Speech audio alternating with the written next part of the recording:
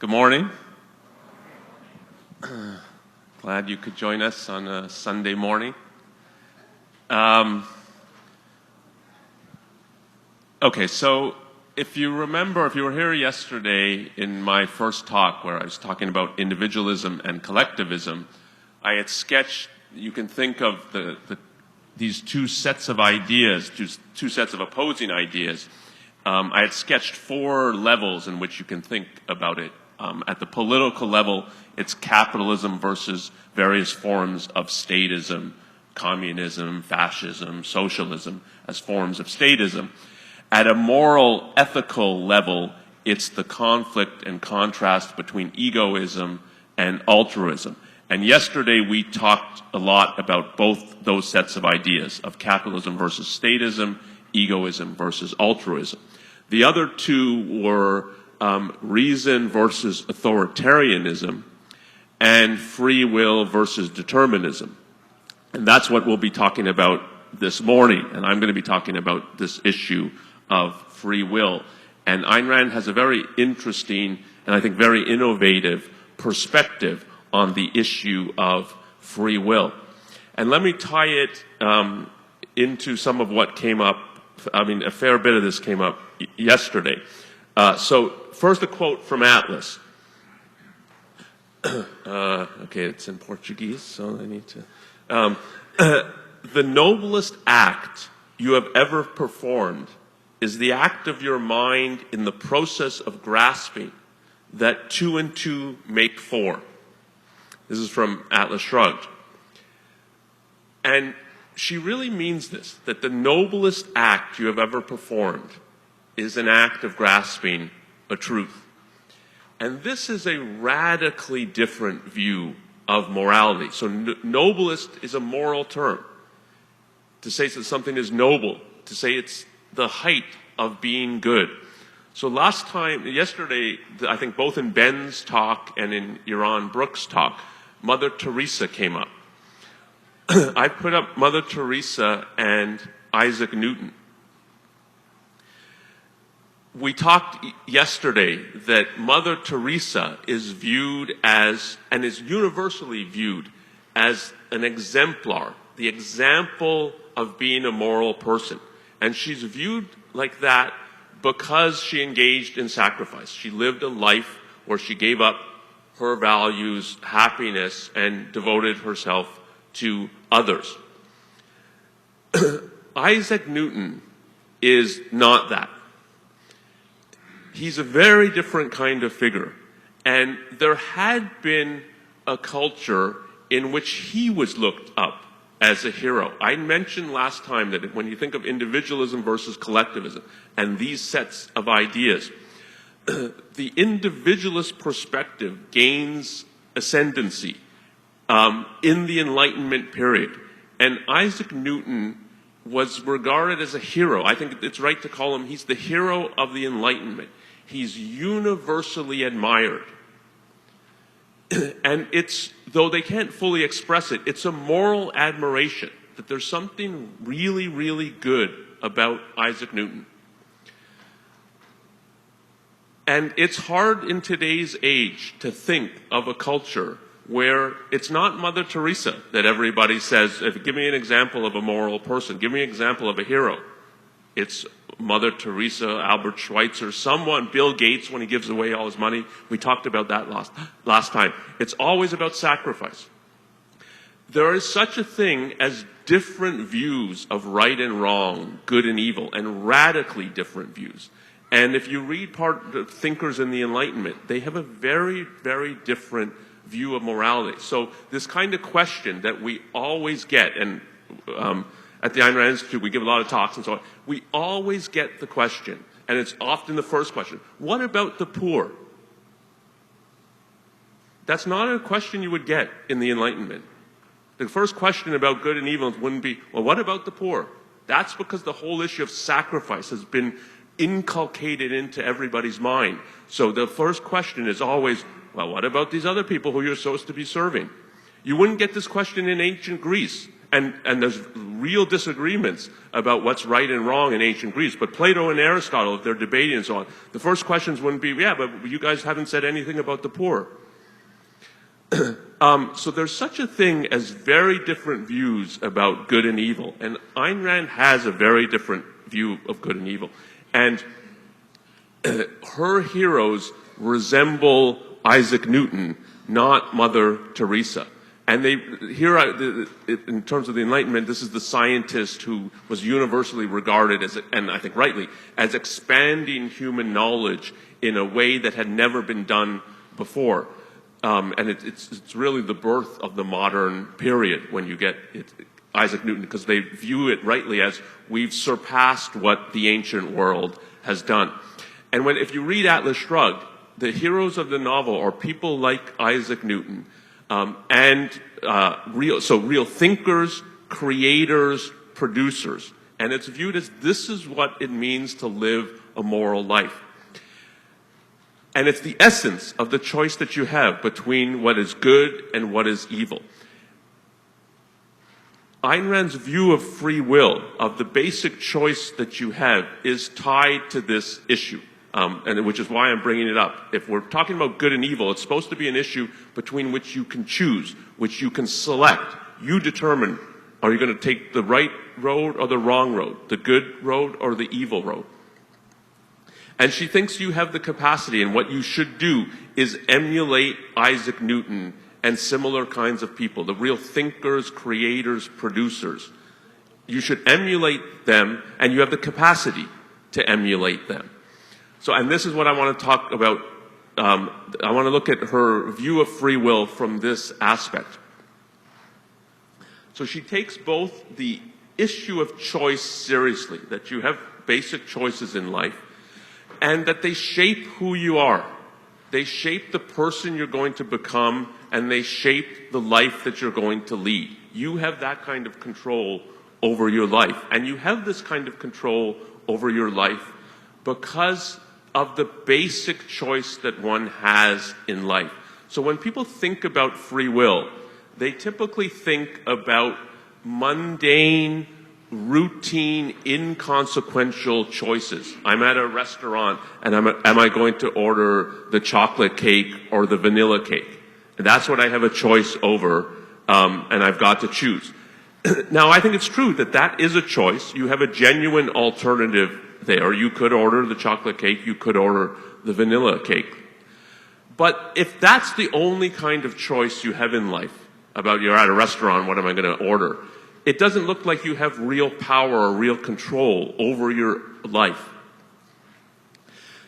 And Ayn Rand thinks you do, and she thinks you do because this is not, if you're thinking about free will and the control you have over your life, it's not this kind of choice to think about.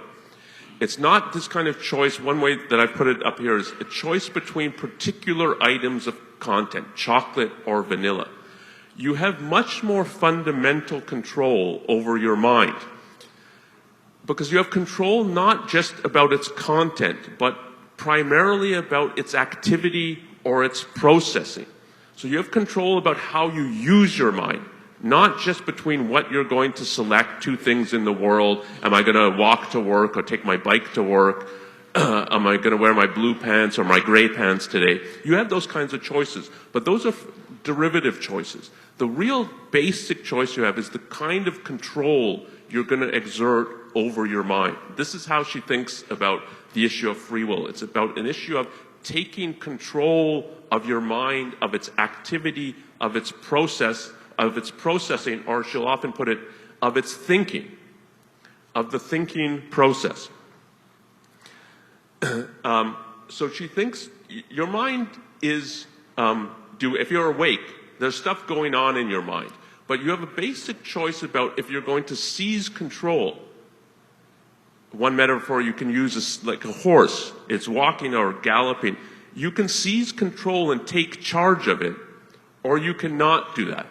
Or I give the analogy to a car. You can put it into gear and drive it, or just let it coast along.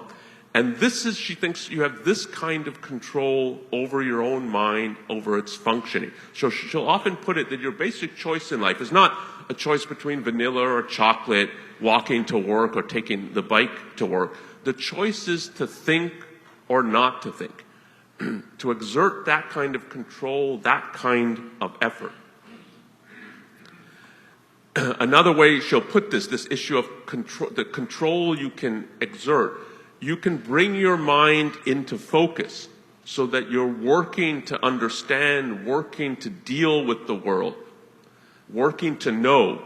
You can bring it to a level of alertness. And alert means you're there, present, in control. Or you cannot do that. And this is a basic control that you have over your mind and that everyone has, and anyone with a normal functioning brain and nervous system. You have this kind of control over your mind when you're awake.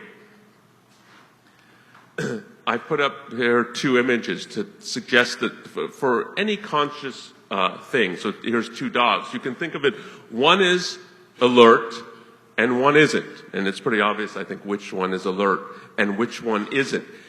Now, for a dog, it's much more, it responds to the environment, the stimuli. It's tired, so that dog is going to fall asleep any second, I think. The other one, maybe it hears a noise and it's at attention. It's alert. So for other animals, it's often just, it's something in its environment that triggers this kind of thing. For a human being, she thinks for us as individuals, we can choose these 2 states. We can choose to be semi-alert, semi-in focus, not exerting too much effort, not working to know, to understand, and to figure out what the right course of action I should be taking. Or you can exert that energy, that effort, and have that presence in your own mind, that there's a sense in which you can say, you're there, fully there, functioning, directing, controlling what's going on in your mind, your thinking process, and as a result, what you're going to choose to do and the actions that you're going to take in the world. This is the kind of control, she thinks, if you introspect about your own functioning, your own mental functioning, this is the kind of control you have, and it's set by you. It's a chosen or a willed state. You can choose this. You have an alternative in regard to this, and you can exert the effort or not. So to put it now less in terms of images and analogy, and more, I think, in the way that she thinks about it, that you have a choice to focus your mind or not, to bring it to a level of alertness or not, to think or not. I think there's 2 big ways she thinks that this manifests itself if you introspect and the kind of control you have over your mind. You have an issue of, are you going to exert effort and energy to understand and to know and to figure out what the right course of action is? To exert that effort or energy, or not to exert much effort and energy in regard to that. That's one aspect. And where are you directing this effort and energy towards? Are you directing it towards trying to understand, trying to grasp the facts in your world and in your environment, trying to figure out what's true and what's good, what you should think and what you should do? Or are you directing the effort and energy towards, in some way, trying to escape the facts, trying to escape what is out there in reality, trying to avoid it?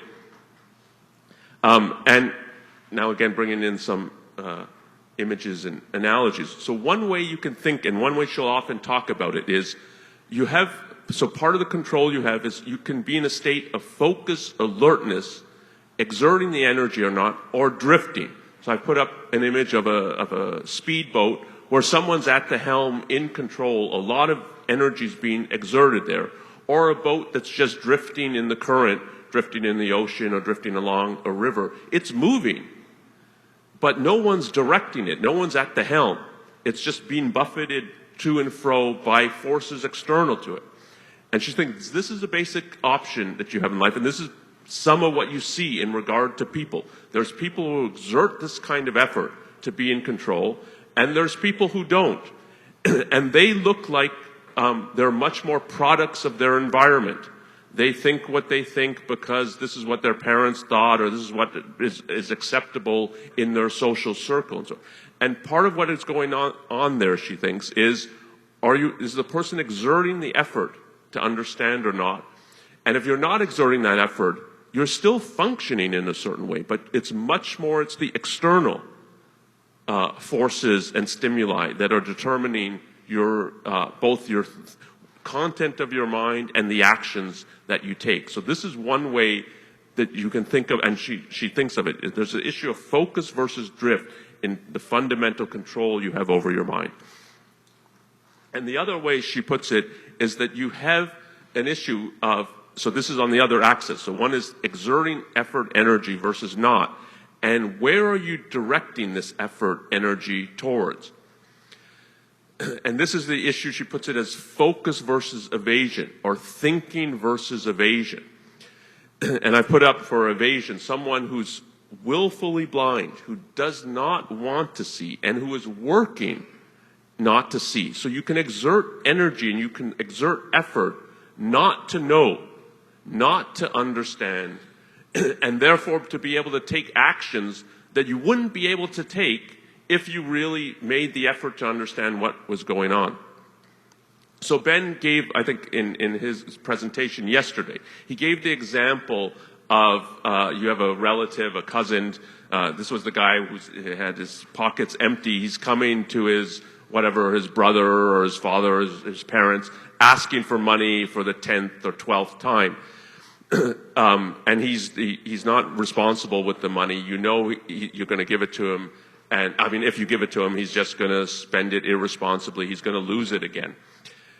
Now, in many, many families, what happens is people don't want that kind of conflict. They don't want to face, well, I've got a cousin or a brother who's irresponsible. And I don't really like him, and we need to cut him off, giving him money and so on. And they pretend, oh no, but this time he's reformed, this time it's going to be different. You don't have any reason to think this time it's going to be different if you give him money. No, he's going to spend it again and lose it all again. But to avoid the conflict, it's, yeah, well, this time will be different. You tell yourself the story, you pretend, so that is an action of being willfully blind to the facts. You're exerting effort. But you're exerting effort not to know or not to see, to not know what's going on, so that you can take a certain action that you wouldn't take if you made the effort to, yeah, this is what's going on, so it's totally useless to give them money. Maybe what we should do is send them to a counselor or something like that if we really want and are interested in him reforming. So this, she thinks, and this is a choice that you have from minute to minute, hour to hour, day to day. You have this choice that you can exert the effort, and you can exert that effort towards trying to understand and really facing the facts and figuring out what to do in light of the facts. What's the right thing to do in light of the facts? Or you can exert effort, but part of that effort is to blind yourself to what is going on in reality. And so when she talks about what your basic choice is, you have a choice to focus or not, or a choice to think or not. This is what she's talking about. You have the choice to exert energy, and you have the choice to direct that energy towards the world and grasping it and being able to deal with it, or obscuring it for yourself. And she thinks this is it's the root of the choice you have, and it's the root of thinking about morality. So I put it that it's again in Portuguese. You choose. So she thinks if you're thinking about free will and you're thinking about the basic control you have over your life, you choose the rationality or irrationality of your mental functioning, of your mental activity. You choose to exert the effort, and you choose to direct that effort towards understanding or towards, in some way, pretending and blinding yourself to the facts. And one is a rational course of action. One is, if you're exerting the energy and effort and exerting it to know, that's the root of what it means to be rational or to be following reason. And if you're either not exerting the effort, you're just sort of drifting along, not trying to understand, or you exert effort but effort partly in the attempt not to know and to blind yourself to the facts, that's a form of irrationality, or the root of irrationality.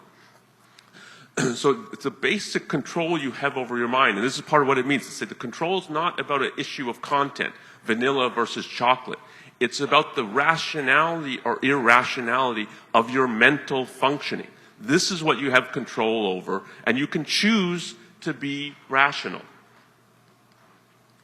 And the fact that you can choose to be rational, and this is the basic control you have over your life, and therefore you have such tremendous control over your life because its activity at any state, any time in life, you have control over it. Is that activity going to be rational or not?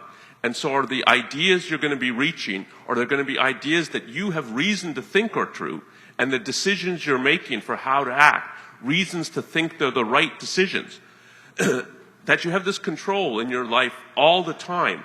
You can really shape your life because you have real fundamental control over your mental activity. And so one of the ways she puts it in Atlas Shrugged is man has a single basic choice, to think or not, and that is the gauge of his virtue. Not the degree of your intelligence, but the full and relentless use of your mind. Not the extent of your knowledge, but the acceptance of reason as an absolute. And that we had a question, I forget in which session we had this question last time about, well, maybe it was directed to my opening talk. Of people, there's some people who have a really high level of intelligence. I think that was true of Isaac Newton, who I put up. Some people have average intelligence. So what do you say? Like, what do you say about that difference? And Rand's view is it makes no moral difference, because the control you have over your mind is: are you going to engage it, put it into gear, direct it towards knowing, direct it towards trying to figure out what really is the right thing to do? And anybody can do that. And this is, she's distinguishing. It's not an issue of intelligence. It's not an issue of your level of knowledge. It's the issue of, are you trying to know? And I can try to understand physics, and Isaac Newton can try to understand physics. When he puts his mind in gear in the effort to understand, he's going to understand way more. I mean, this is, I think, one of the most powerful minds that in recorded history that you get with Newton. So his level of intelligence is really, really high. But from a moral perspective, it doesn't matter. He has that same kind of choice and control over the use of his mind that I have over mine. And and you can exert that control or not exert that control. And so it's from this perspective that she's saying you can emulate the people like Newton, the thinkers, the creators, a Beethoven, a Shakespeare, the producers, a Rockefeller, a Steve Jobs, a Bill Gates. It's not that you can achieve at the level that they've achieved. These are people obviously of unusual intelligence and unusual ability.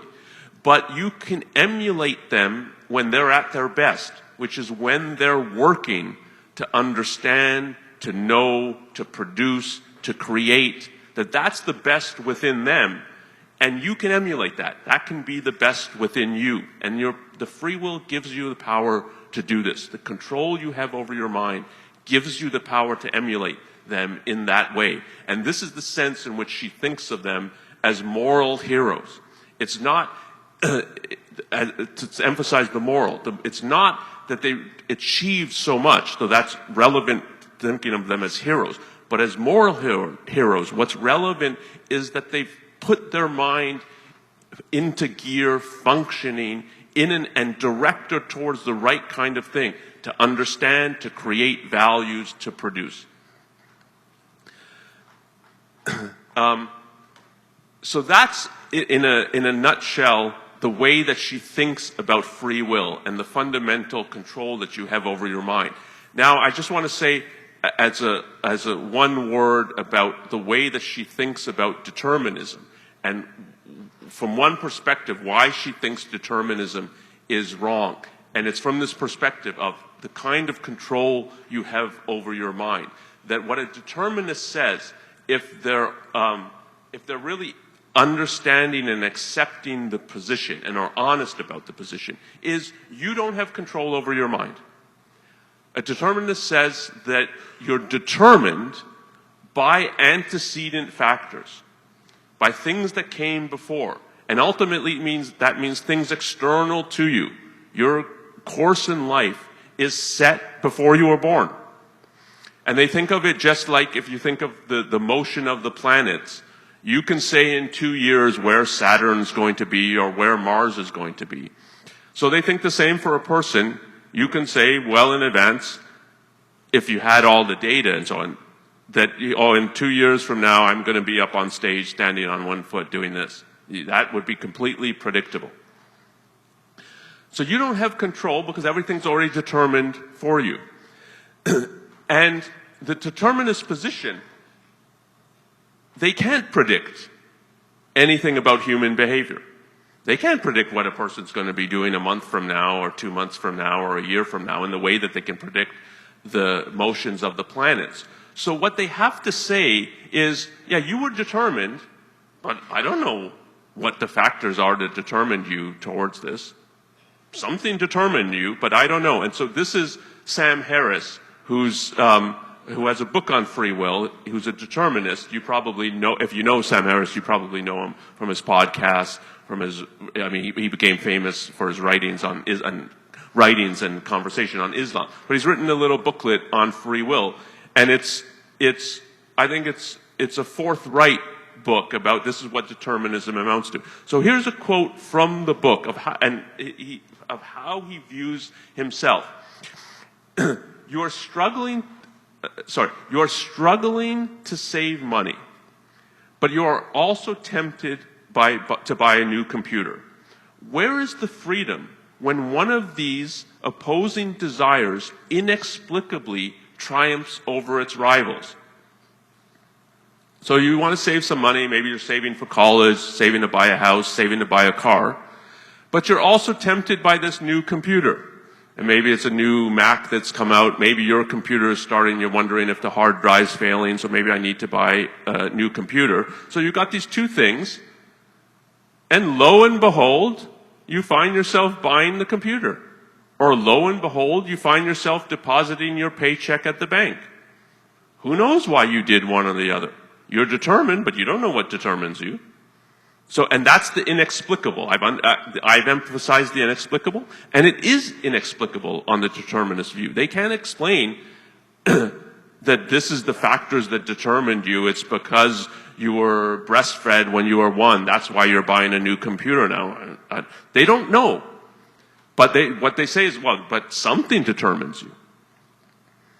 So you don't have this kind of control over your actions.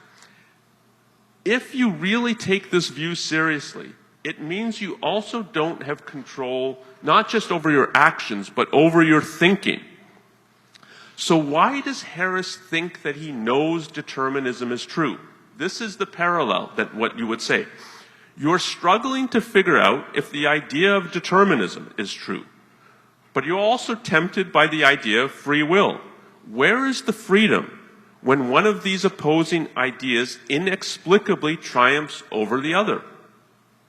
So it's exactly the same situation. You're thinking about saving money or buying a new computer. So you're thinking about, is determinism correct or is free will correct? And lo and behold, one idea wins out. For Harris, determinism wins out. For his opponents, the idea of free will wins out. Why is one of these ideas or theories true and the other one's not? There's no reason to think one is true and the other's not. They're both just determined, and we don't know why Harris is a determinist. He doesn't know why he's a determinist. And the advocate of free will, he doesn't know why he's an advocate of free will. If it's the result of, well, he was breastfed at 1, so that means the idea is true? Because that was what determined him to be a determinist? The determinist position is you don't have control over your mind. And Rand thinks that this is an incoherent position. It's incoherent because what he's saying is determinism is true, but I have no reason to think it's true. So she thinks there's a deep incoherence in the determinist position, that if you really take the idea seriously, that you don't have any control over your mind, it's incoherent. Because I just said, take the idea seriously. Think about it. Choose to think about it. But that's exactly what you're not able to do, according to the determinist. So Rand's view, to just summarize, is you choose the rationality or irrationality of your mental functioning, processing, which means that she thinks that reason is, she often put it, reason is volitional. Reason is an act of choice. It's exercised by choice. And so if you dismiss choice as an illusion, which is what most of the determinists say, it seems like you're making choices, but it's an illusion. You have to dismiss reason as an illusion, because reason operates by choice. And if you're dismissing reason as an illusion, then you have no reason for anything that you hold.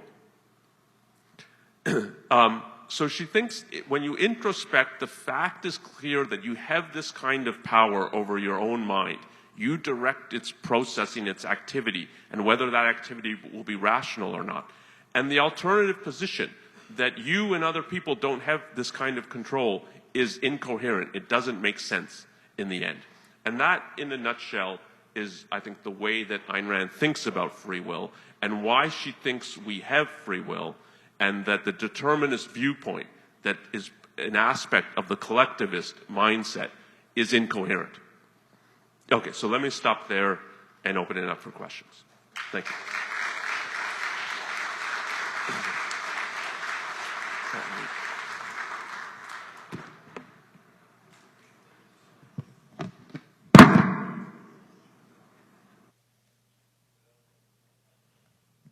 Bom dia.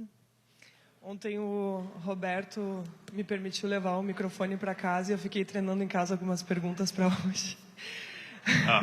Mentira, brincadeira. Eu queria perguntar o seguinte, se você acredita que por correntes religiosas, talvez coletivistas, né, aqui no Brasil, essas raízes socialistas, né, que a gente teve durante muitos anos no país, se isso acaba, de uma certa forma, desenvolvendo uma prisão mental em que as pessoas, na verdade, elas preferem fugir da dor de aceitar uma realidade ou escolher entender que as coisas estão dentro do seu controle, ao invés de buscar o prazer como incentivo de agir na sua própria vida. Não sei se você concorda com isso ou se pudesse comentar sobre isso. Obrigada. Thank you for the question. I'm not sure I understood it completely. I didn't get quite what the issue of pleasure was in regard to this. So if you want to clarify. Se você concorda que as pessoas preferem fugir, é uma fuga da dor e não buscar o prazer como incentivo para tomar decisões ou tomar escolhas nas suas vidas. Ou seja, você prefere não escolher, né, não pensar, que é o que você falou, em vez de buscar formas de não. Eu sei que isso pode ser ruim, pode ser forte para mim, pode ser difícil, mas eu vou buscar alcançar isso porque isso vai me trazer benefícios, vai me trazer produtividade, vai me fazer sentir bem, né? Ou seja, buscar o prazer e não fugir da dor, né? Mais ou menos isso. Obrigada. Okay, let me try to answer an aspect of that. So I think it's true that your social environment can give you incentives to think, so it can encourage thinking, and it can encourage that one doesn't think. But in neither situation does it determine what the person is going to do. So I think a person has this fundamental control that he can choose to think and put his mind in motion or not do so. But you can be in an environment in which you're encouraged. So when you do that, you get positive results. That is whether it's your teachers and your educators, your parents say, yeah, that's the right choice to be making. This is what you should be doing. If you're going to become an adult and an independent functioning individual, you have to be a thinker and you have to be a valuer. You have to think, and then you have to figure out what I'm going to pursue in life and why. And part of reaching maturity is being able to do this for oneself, not requiring the help of one's teachers and parents anymore. So you can be in an environment in which that is really reinforced and encouraged, or you can be in an environment when it's every time you exert the effort to know and to know independently, and you start asking questions, it's, why are you doing that? You're supposed to be just following orders, you're supposed to be obeying, you're supposed to be doing what everyone else is doing.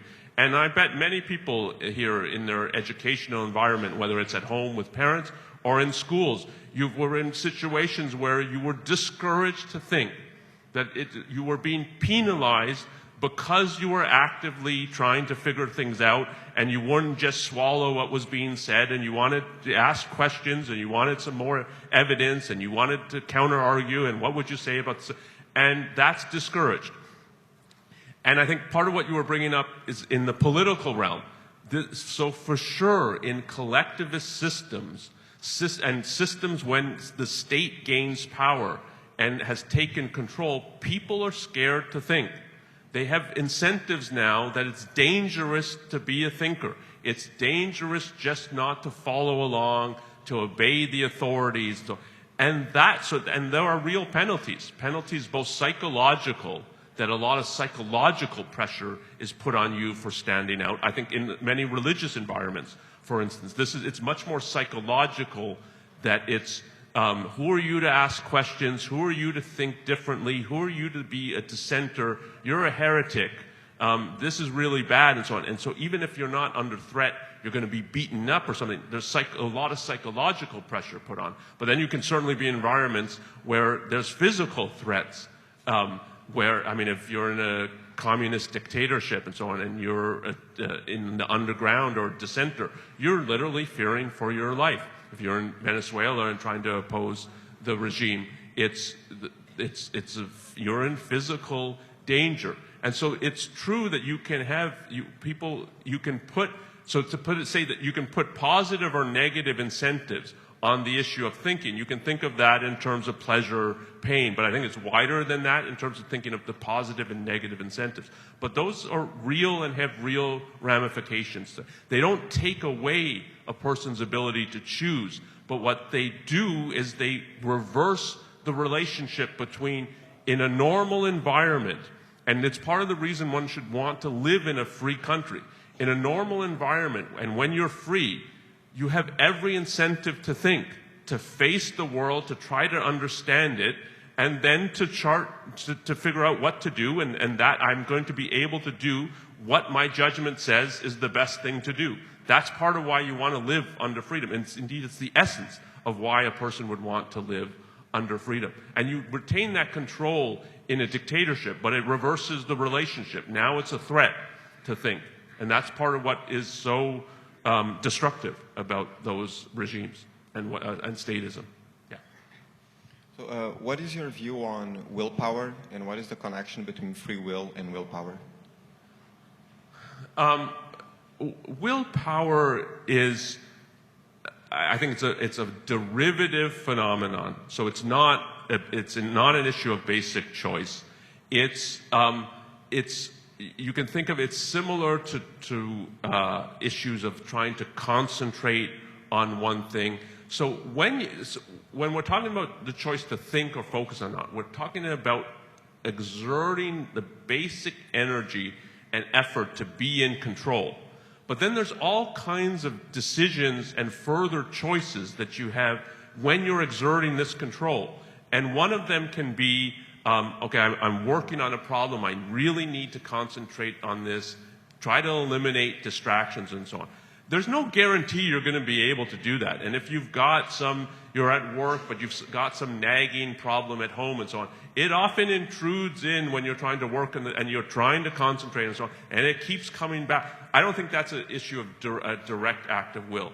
And similar in regard to willpower, when you're trying to, let's say you're starting to exercise and you don't like it yet at all, and you have to make yourself get up every day and whatever you decided, I'm going to exercise before going to work at 6 a.m. and you're trying to now exert, okay, I've committed to this is what I'm going to do. That's more an issue of willpower, and you've got things saying, this is no fun, I don't want to do this, I got more important things to do, and so it's a real phenomenon, and it's partly chosen, but it's not the basic choice. And you can be exerting the issue of effort and control and find, I don't have the willpower to do this today. I'm going jogging 6 a.m., that's what I've committed to, and it's miserable outside and it's raining and you don't go.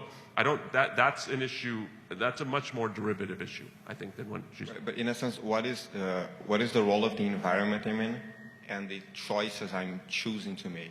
Yes. Because if it's extremely cold, for example, just to put in a weather perspective, it's much harder to think if it's really, really cold and physically uncomfortable, or if it's too hot and so on. Well, that's true. I mean, you can be in environments where it's so disabling that you can't exert control. But the kind of example that it's cold outside, I wasn't trying to give that, but to say part of it's a psychological issue is, and it's a derivative issue, is that psychologists talk about when you're trying to eliminate a habit, inculcate a new habit in yourself. There's all kinds of tips for how to do this, and that's part of what it's a much more derivative issue. So it will be that like you have this image that, it's going to be miserable if I go outside because it's cold. Go out for 5 minutes.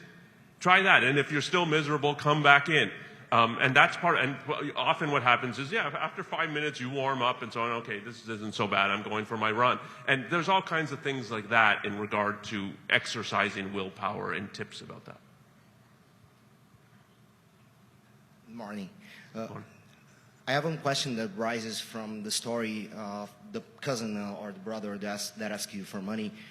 And the question that come up is about your own rationality against the other people's rationality, your free will.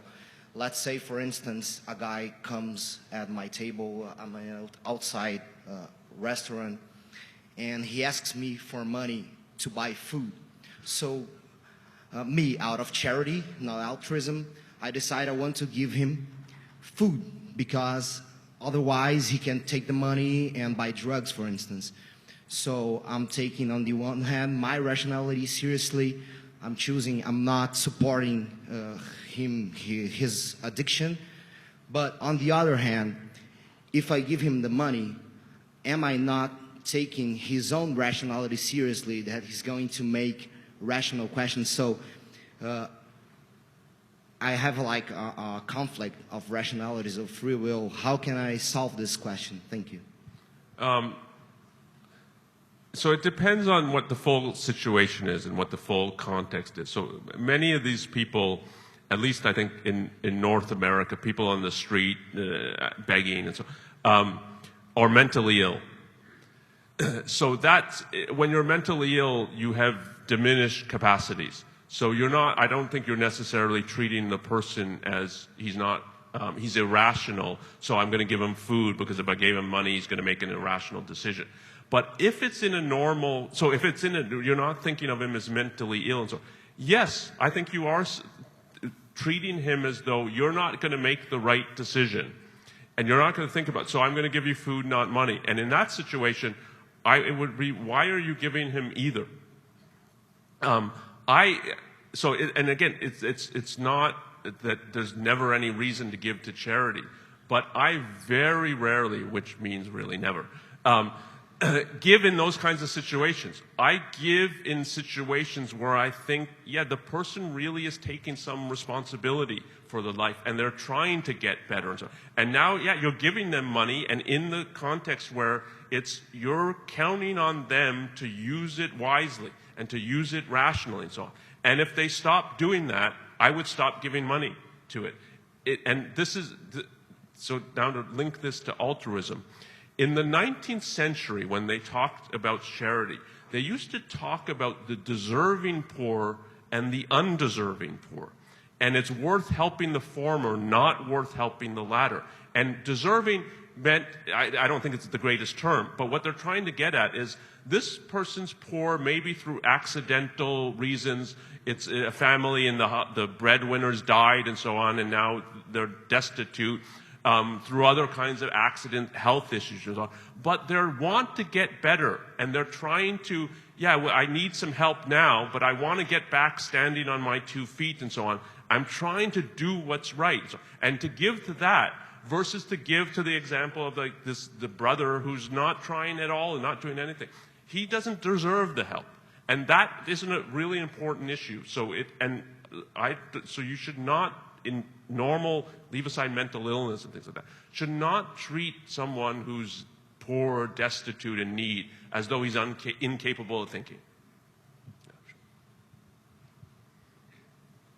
Can you talk about the psychological and existential consequences of avoid thinking or evading thought? So part of when you evade, when you're willfully blind, when you make yourself willfully blind to facts in reality, the reality becomes a threat.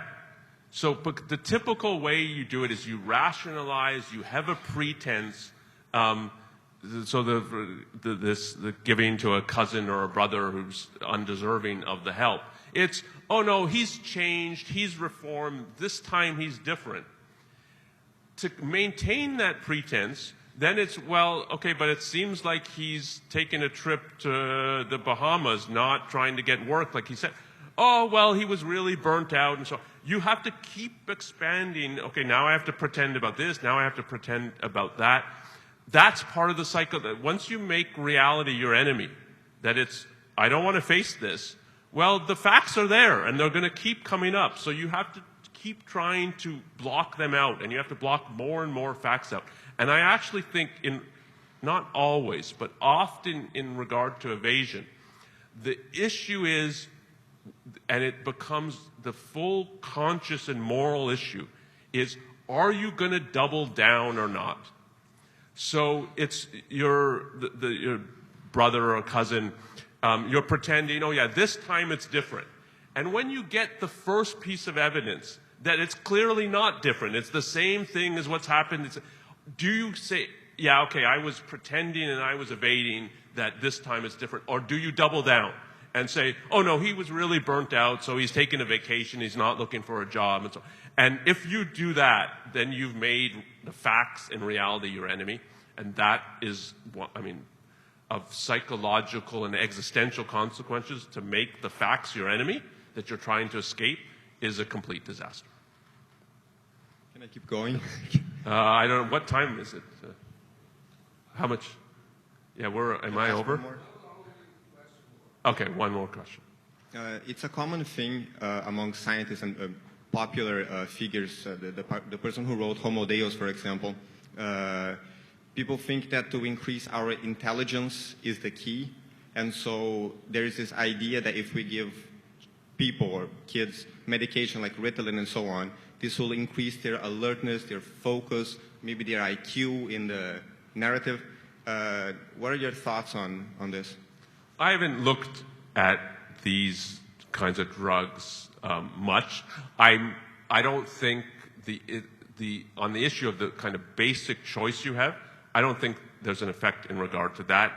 Alertness, as they would be using it, I'm guessing, is more about concentration, energy over time, and things like you don't get tired as easily and things like that. I'm very dubious that they know anything about intelligence or IQ, and that what these tests supposedly test, that they actually test these kinds of things. I'm very dubious of that, so I'm very dubious that they would have real evidence to think this drug has some kind of positive effect. And with all kinds of these drugs, they have side effects that I would be. So am I interested in using drugs to try to boost my intelligence?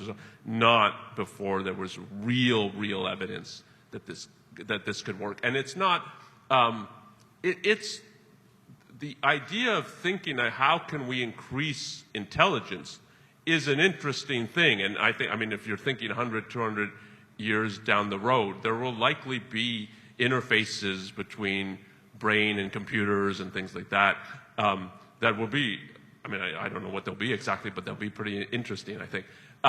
And like that, so all of this is valid research, but there's a difference between researching something and thinking that you know anything about it yet. And I think many of these kinds of claims, they don't actually know anything yet. Oh, sure. Okay. Thank you.